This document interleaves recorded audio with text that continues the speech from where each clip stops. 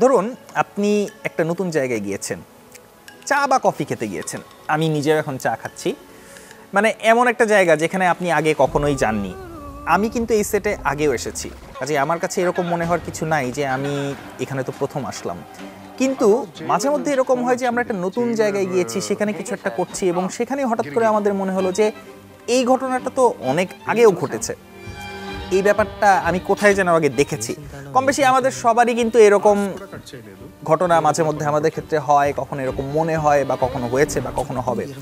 এই যে মনে হওয়া যে ব্যাপারটা আগেই ঘটেছে, এটা সূত্রকে ধরে রহস্য আর একটুখানি সায়েন্স ফিকশন আর ফ্যান্টাসি যেটাই বলেন না কেন, এই সব মিলিয়ে অদ্ভুত ঘরানার এক সিনেমা নিয়ে আজকে আলাপ। এই সিনেমার নাম হচ্ছে আরম্ভম, সাউথ ইন্ডিয়ান সিনেমা। আরম্ভম মানে আপনারা হয়তো বুঝতেই পারছেন যে আরম্ভ।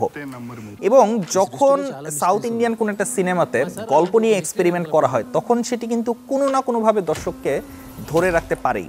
আর এই সিনেমাটিও তেমন একটি সিনেমা, চা খেতে খেতে বলছি। আরম্ভমের আরম্ভ হয় একটা প্রিজন ব্রেক রহস্য দিয়ে। 299 নম্বর কয়েদি, যার নাম হচ্ছে মিগুয়েল, বা সিনেমার মধ্যে এভাবে বলা হয় মিগেল, তার নামটা এভাবে বলা হয়। তো সে তার কয়েদখানার রুম থেকে একেবারে বলতে পারেন ভোজবাজির মতো হাওয়া হয়ে গেছে। তালা ভাঙা নেই, কোনো দেয়াল ভাঙা নেই, কোনো জানালার গ্রিল কেটে বের হয়ে গেছে এরকম কোনো ঘটনা নেই। একটা মানুষ জাস্ট নাই হয়ে গেছে তার সেলের মধ্যে থেকে। তো এই ঘটনা এমন রকম একটা ব্যাপার হলো যে এটা তো আসলে জেলার বা পুরা জেলের কর্তৃপক্ষের জন্য ভয়ঙ্কর একটা মানিজ্যতার একটা ব্যাপার। তো তারা চৈতন্য এবং মাধব এই ডিটেকটিভ জুরিকে তারা ডাক দেন এবং তারাও গিয়ে আসলে খুবই কনফিউজ যে আসলে ভেতর কী হয়েছে, কিছু বোঝা যাচ্ছে না। তো এই চৈতন্য এবং মাধব যেটা পান সেটা হচ্ছে মিগেলের ফেলে যাওয়া একটা ডায়েরি এবং তার এক বন্ধু গণেশ।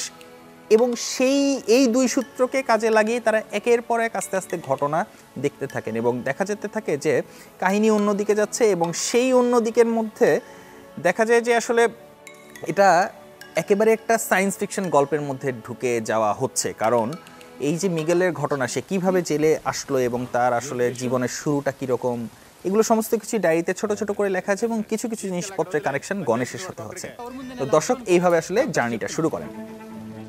ছোটবেলার গল্পতে দেখা যায় যে মিগেল কিভাবে এক নিভৃতচারী সায়েন্টিস্ট, যার নাম হচ্ছে সুব্রামানম রাও, তার সাথে পরিচিত হয়। তাদের দুজনের চমৎকার একটা সম্পর্ক গড়ে ওঠে। অনেকটা এটা বন্ধুর মতো বলা যেতে পারে, বাবা সন্তানের মতো বলা যেতে পারে। মিগেল আসলে তার মায়ের সাথে থাকে এবং এই যে মা এবং ছেলে, মিগেল এবং তার মায়ের যে সম্পর্ক, মিগেলের যে সুব্রামানমের সাথে সম্পর্ক, সমস্ত কিছু খুবই সারল্যের সাথে ভিজুয়ালে ফুটে এসেছে এবং দর্শক আসলে ক্যারেক্টারগুলো কাহিনীর পাশাপাশি তাদের সাথে একরকমের একাত্ম হয়ে উঠবেন। তো এখানে বেশ খানিকটা পরে দেখা যায় যে একটা বৃষ্টির দিন, সেই বৃষ্টির দিনে এক তরুণী এসে সুব্রামন তার বাড়িতে আসেন এবং সেখান থেকে আসলে সায়েন্স ফিকশন বা ফ্যান্টাসি যেটাই বলা হোক না কেন, সেই দিকে কাহিনী মোড় নিতে থাকে। কেন আমাদের মনে হয় যে কোনো একটা ঘটনা বা সময় যখন আমাদের সামনে প্রথম হচ্ছে সেটা আসলে আগেও কখনো হয়েছে, এই যে বোধ, এই বোধটাকেই আরেক দিকে নিয়ে যেতে থাকে এই গল্প।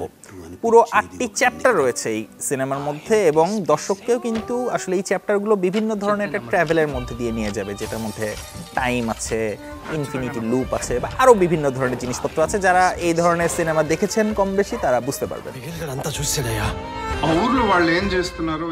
এই সিনেমার সায়েন্স ফিকশন বলেন, এক্সপেরিমেন্ট, টেকনোলজি বা যেই বিভিন্ন বৈজ্ঞানিক থিওরি, সেগুলো আসলে সেরকম কনভিন্সিং না।